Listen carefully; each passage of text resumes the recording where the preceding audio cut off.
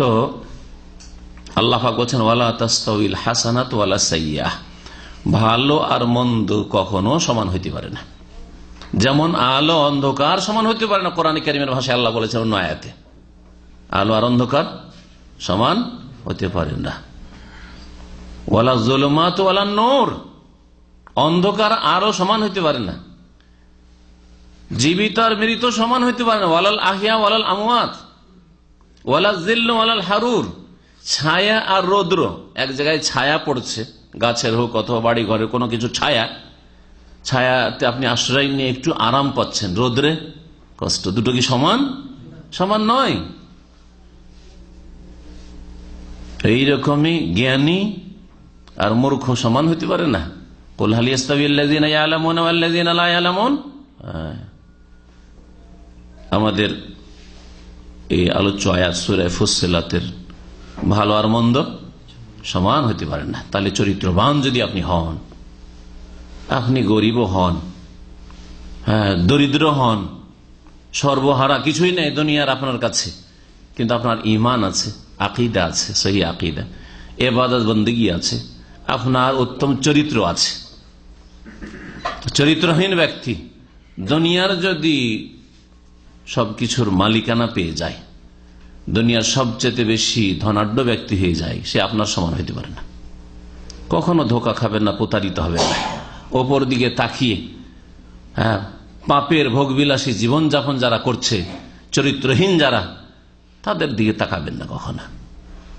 ঈমানবিহীন যারা জীবনযাপন করছে, পাশবিক চরিত্র যাদের, তাদের দিকে কখনো তাকাবেন না। যারা খাই দাই আনলোড আনলোড করে,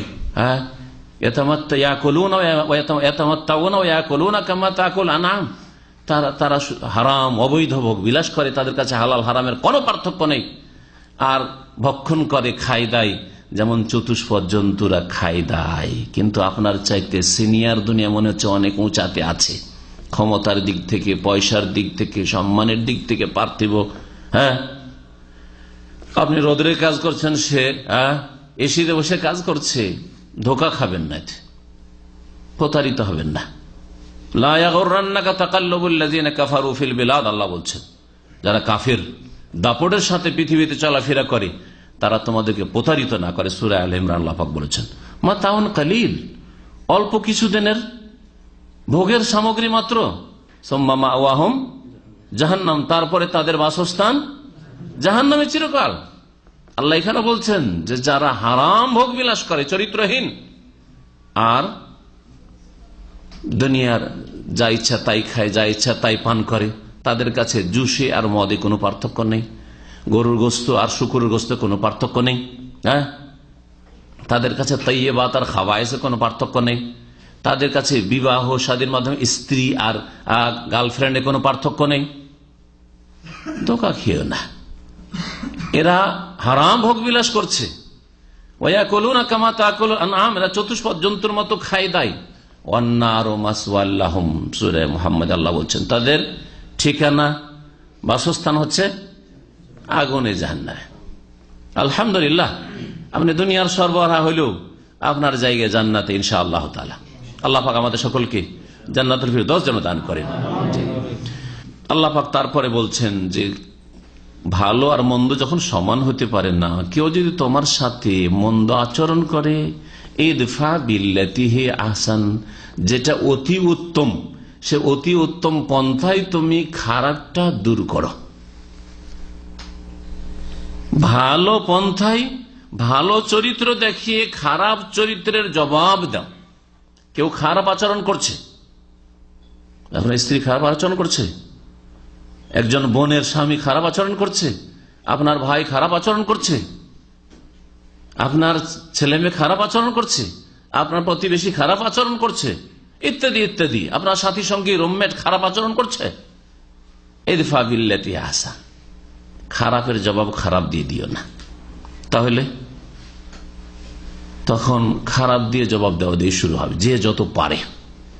এই দিয়ে কখনো সমাধান হয় না, এই দিয়ে কখনো আল্লাহর জমিনে শান্তি কায়েম হতে পারে না।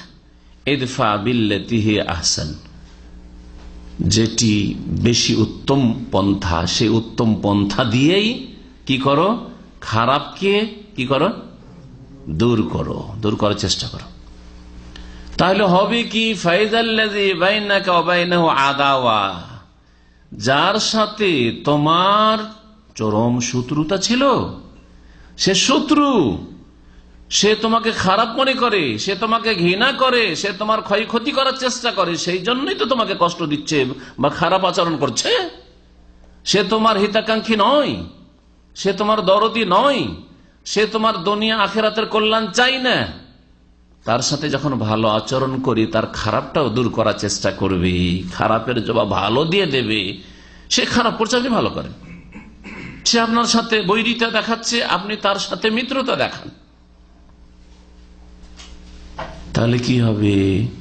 তাহলে হবে এই যে কান্নাহু ওয়ালিয়ুন হামিম, এমন একটি সময় আসবে যেই সময় তোমার অন্তরঙ্গ বন্ধুতে সে পরিণত হবে। আল্লাহ কোরআনের ভাষায় বলছেন। আল্লাহ মানুষের স্বভাব জানেন। হ্যাঁ, মানুষের স্বভাব সম্পর্কে আল্লাহ পাক সবচেয়ে বেশি জানেন। যিনি সৃষ্টি করেছেন, আলা ইয়ালামু মান খালাক, যিনি সৃষ্টি করেছেন তিনি কি জানেন না? অবশ্যই জানেন যে খারাপকে খারাপ দিয়ে দূর করতে চাইলে আরো খারাপ হবে। কিন্তু খারাপকে যদি মন্দকে খারাপকে যদি ভালো দিয়ে আপনি দূর করতে চেষ্টা করেন, তাহলে এতে সমাধান হয়।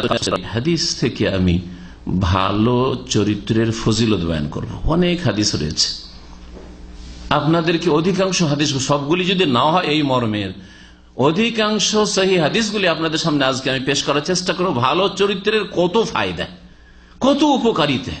আপনি যদি চরিত্রবান হন, যার সাথে ভালো আচরণ করছেন, ওর কাছে পাবেন এই আশা কখনো করিয়েন না, না হলে কষ্ট পাবেন। কখনো আশা করিয়েন না বাপ মায়ের কাছ থেকে ভালো পেতে হবে আমাকে, বাপ মায়ের সাথে ভালো করছি সেই জন্য। হ্যাঁ, স্ত্রীর সাথে ভালো করছি, স্ত্রীর কাছ থেকে ভালো পেতে হবে, স্বামীর কাছ থেকে ভালো পেতে হবে না। মানুষের কাছে, গায়রুল্লাহর কাছে আশা করিয়েন না। কার কাছে আশা করবেন? ভাইয়ের কাছ থেকে আশা করিয়েন না, বোনের কাছ থেকে আশা করিয়েন না।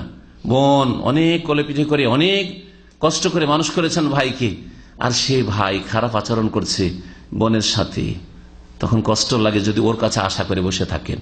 কিন্তু যার কাছে আশা করতে আল্লাহ হুকুম করেছেন, তার কাছে যদি আশা করেন, তাহলে কখনো কষ্ট পাবেন না।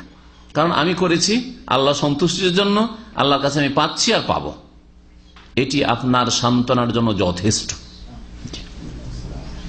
দুনিয়া আখিরাতের শান্তির জন্য যথেষ্ট।